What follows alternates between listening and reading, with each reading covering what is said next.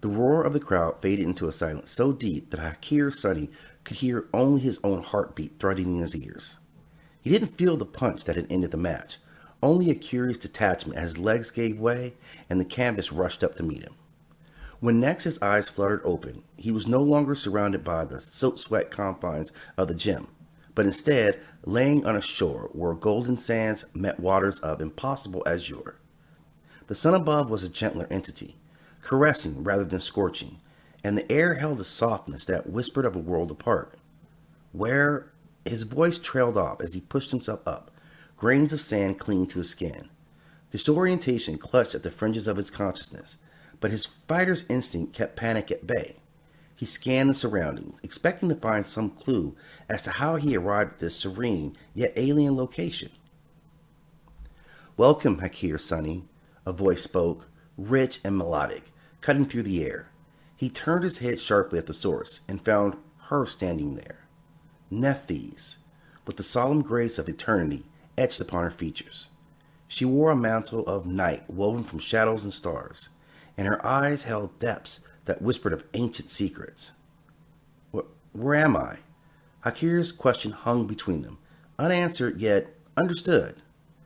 Nephthys nodded once, a gesture both regal and compassionate. "You have crossed over, warrior of the mortal realm. Your battles are behind you now." "Crossed over?" Hakeir repeated. "Is this heaven?" Hakeir asked. Even as he spoke the word, he knew it was far too simple, too small for the expanse that unfolded around him. "This is the Duat," Nephthys corrected softly, "the threshold of the afterlife." Her gaze held him, gentle yet unyielding. "But your journey is far from over." Hakeir's fist clenched involuntarily, the gesture ingrained in a lifetime spent fighting, defending, surviving. But he felt no adversary here, only the weight of an infinite calm. "Then what comes next?" he asked, the question carrying all the weight of his mortality, his humanity, into the embrace of the divine. Nephthys smiled, a curl of lips that hinted at mysteries untold. "What comes next, Hakeir Sunny, is for you to discover." The expanse of the Duat stretched before Hakeir like a dream woven from dusk and dawn, an eternal beach where golden sands gave way to a sky painted in hues no mortal eye had seen. The air was thick with the scent of primordial earth and the distant echo of stars singing. He stood, toes sinking into the warm sand, feeling the granules cling to his skin, a tactical reminder that this realm, while ethereal, bore a semblance of solidity. Nephthys watched him in eyes as ancient as the cosmos.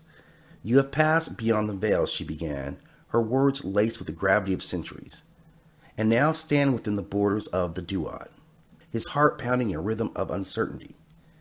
He searched her face for a sign of what lay ahead, but found only serene assurance reflected back at him. In life he had been a fighter, each punch thrown a testament to his will to persist. But here, in this place, such defiance seemed misplaced. "Pass beyond. So you mean I've died?" He struggled with the word, the finality of it. How could it be that his soul hovered here when just moments, years ago, he was in a ring, dancing the deadly ballet of fist and feet? "Yes, Hakeir Sunny." Nephthys' voice was a balm, soothing the frayed edges of his understanding. "Your mortal coil is no more, but your essence remains. That is but a doorway, and you have stepped through it." His chest tightened, the weight of her words pressing upon him. A life spent in the pursuit of victory, and now, what had he won? What championship belt awaited him in this realm of gods and eternity? "Then, if not heaven or hell," he muttered, trying to piece together the fragments of myth and legend that clung to the corners of his memory, "this is some kind of purgatory?" "Neither punishment nor reward," she clarified, her tone very patient. "The Duat is a passage, a journey you must embark upon. It is the domain of truths laid bare, the crucible in which the worth of a soul is measured." Hakeir took a deep breath, letting the reality of his situation settle like the sands beneath the tide. He glanced at the horizon where the sky met the sea, a line that promised both end and beginning. His life had been a series of fights, one after another, and now he faced the greatest challenge yet, confronting the unknown without the comfort of leather-wrapped gloves or the roar of a crowd. Measured, he echoed, feeling the remains of his earthly resolve stir within us. Then let us see how I fare in the scales of Maat. Indeed, Nephthys affirmed, her presence a beacon in the vastness of the afterlife. But first, you must understand what awaits you. Teach me, Hakeir said, stepping forward, his fighter stance replaced by the humility of a man facing the divine. And as he did, the Duat opened its arms around him, ready to lead him down paths walked by Nephthys and paupers alike, a journey through death to find the essence of life. Hakeir's throat felt as parched as the sand he envisioned must surround his otherworldly beach. The salt in the air brought with it an irony. He was surrounded by water, yet there remained a barren dryness within him. I'm so thirsty, he rasped, his words scratching their way out. Nephthys regarded him with eyes that held eons of empathy and understanding. She extended her hand, palms up, and from the ether conjured a vessel. It materialized like a secret whispered into his being, forming from nothing. A cup, innate and ancient, cradling water as crystal as the first dawn. Drink, she urged gently, offering the cup to Hakeir. He reached out with hands that had known the weight of gloves and the resistance of a punching bag, but now taking hold of something far more delicate. The cool touch of the cup's surface against his calloused fingers was a stark contrast to the heat that seemed to linger in his muscle, a phantom of battles past. As Hakeir brought the cup to his lips, the water's aroma hinted at sweetness, the promise of relief. He sipped, and instantly the water coursed through him, a river replenishing a drought-stricken land. It tasted of life itself, imbued perhaps with pomegranates or dates, a nectar worthy of nectars, and yet offered to him, a mere mortal on his first steps into eternity.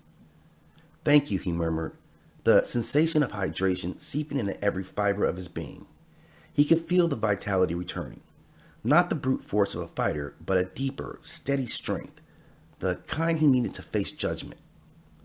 Nephthys nodded, and the cup disappeared as if it had never been, leaving no trace but for the lingering sweetness on Hakeir's tongue. The reality of his death was a heavyweight. But in this moment, buoyed by the nectar's gifts, it felt less like an anchor and more like a sail catching a new wind. Recovered from the surprising vitality that the sweet water had granted him, Hakeir scanned the horizon of the endless beach. The sand stretched out beneath an indigo sky, a celestial canvas with stars twinkling like sweat drops on his brow after a hard-won round in the ring. His gaze returned to Nephthys, whose presence was both a comfort and a mystery wrapped in midnight robes. So what will happen next, he asked, his voice steadier than expected. There was no tremble of fear, only the certainty of a fighter sizing up his next opponent. Nephthys' eyes held his, deep pools reflecting ancient wisdom. You must stand before Maat, she pronounced, her voice reverberating with an outer-worldly resonance. Maat, Hakeir echoed, the name rolling off his tongue as if it were a sacred incantation. His fist clenched instinctively, preparing for the challenge that he might meet. Her feather of truth will be set against your heart, Nephthys continued, unfurling a hand towards the sky where a constellation seemed to outline the silhouette of a scale. It is the weighing of your heart that determines the balance of your life, your existence. Hakeir's chest tightened, his breath caught between realms. He imagined his heart, once pounding fiercely within the cavity of his broad chest, now stilled and subject without scrutiny. Would it be deemed worthy? Will my heart be heavy with guilt? Will my heart be heavy with guilt, or light with good deeds? Hakeir pondered aloud, the boxer's bravado faltering in the vulnerability of a man facing the unknown. Only the scales can reveal the truth, Nephthys replied solemnly. She gestured gracefully towards a path that shimmered into existence, leading away from the shoreline. Your journey begins here, but know that every step is a testament to your spirit's desire for harmony. Hakeir squared his shoulders, drawing upon the internal fortitude that had never failed him in life. He had fought opponents in the rings with muscle and sweat. Now he would confront his past with the strength of his soul. The thought of facing Maat was daunting, yet in the realm of gods and eternal truths, he felt a burgeoning resolve to meet his fate head-on. Then let us not delay, he said, his words carrying the weight of finality. I am ready to follow the path laid before me. With each step, the sand beneath his feet whispered secrets of lives long past, and Hakeir's mind buzzed with thoughts of his own legacy. He did not know what awaited him before Maat, but he understood that the true measure of a man was not in his victories won, but in the integrity of his actions. Nephthys watched him begin his march, his expression unreadable. The destiny of mortals was often unpredictable, and Hakeir Sunny was no exception. He walked forward, leaving footprints in the sand and the Duat that would soon be erased, as all things are, by the winds of time. Hakeir felt the granules of sand shift beneath his feet, a tapestry of heat and time stretching endlessly around him. The horizon quivered under the gaze of an unseen sun, bleeding light into the ether of the Duat. His heart thrummed in his chest, a drummer calling to the tune to which his life had once danced. Traveler of mortal coil, came a voice, rich and deep as the earth itself, and Anpu stood before him, an embodiment of silent authority, cloaked in a jackal-headed divinity. The Nephthys' presence was a beacon in the shadowed landscape, a guidepost for the lost and the seeking. Anpu, Hakeir acknowledged, his own voice sounding small against the vastness of the afterlife. I am told you will lead me. Indeed, Hakeir Sunny. Anpu extended a hand, the image of calm certainty. Walk with me. There are truths you must grasp before you face the scales of Maat. The two figures moved in tandem, their steps synchronizing as they traversed the boundaries between realms. Hakeir listened intently, the teachings of old now unraveling before him. Your heart, Anpu began, his cadence measured like the passage of stars, will be weighed against the feather of Maat, the symbol of truth, of balance. It is the moment where your essence is laid bare, bereft of flesh and facade. Will my heart be heavy? Hakeir pondered. Could a life spent in the ring, battling not just men but his own demons, stand the scrutiny of eternity? Every deed, every whisper of intent, Anpu continued, has etched itself upon your heart. It is not just the weight of the actions alone that tips the scales, but the purity of your pursuit of Maat, truth, justice, harmony. Then it is not just a measure of good against bad, Hakeir mused, his brow furrowed as he sought comprehension amid the vast unknown, but a testament to one's true nature. Correct, Anpu affirmed, his gaze unwavering. The scales seek balance, and should your heart prove lighter or equal to the feather, you proceed to Aru, the field of reeds, a place of eternal contentment. And if not, the question hung between them, a specter of consequence. Amen awaits you, devourer of unbalanced heart. Your soul will be cast into oblivion, forgotten by time and name. Anpu's eyes held no judgment, only the immutable reality of their existence. Hakeir drew a breath, feeling the weight of his mortality, or what was left of it. He had faced opponents with fists raised, but this was a different confrontation altogether, one where courage and might held no sway. Then let the truth of my heart speak for itself, Hakeir said, his resolve hardening like stone. For I have lived with honor, and I shall face the scales with the same readiness that I have met every challenge in life. Such is the path of a warrior, Anpu remarked, a note of respect threading in his voice. And now we approach the Hall of Two Truths, where destiny unfolds. A temple loomed ahead, majestic and solemn, its pillars stretching skyward, yearning for the divine. Hakeir tightened his jaw, the finality of his journey crystallizing with each step. There could be no retreat, no second chance. This was the culmination of a life spent fighting, and he would meet it with the poise of one who knows the price of truth. The path to the temple was paved with stones that shimmered like the surface of a still midnight river, reflecting images that danced on the edges of Hakeir's perceptions. Memories, perhaps, or omens. The air hummed with the whisper of papyrus reeds, and the scent of myrrh floated on the breeze, wrapping around him like linens that once swathed mummies. Each step is a testament to your life, Anpu said, his voice a baritone echo against the grandeur of the temple walls. What you find within will be no more than what you bring forth from your own heart. Hakeir's bare feet felt the cool softness of the stone, a stark contrast to the hot sand he fought upon in arenas. His heart thrummed a rhythm akin to the distant beat of ceremonial drums. Could it be fear, he pondered, or anticipation? Maat awaits, Anpu continued, gesturing toward the towering entrance of the temple. The deity's name alone invoked a presence that seemed to seep from the very stones, demanding reverence and truth. As they crossed the threshold, the interior unfolded before them, resplendent with gold and lapis lazuli.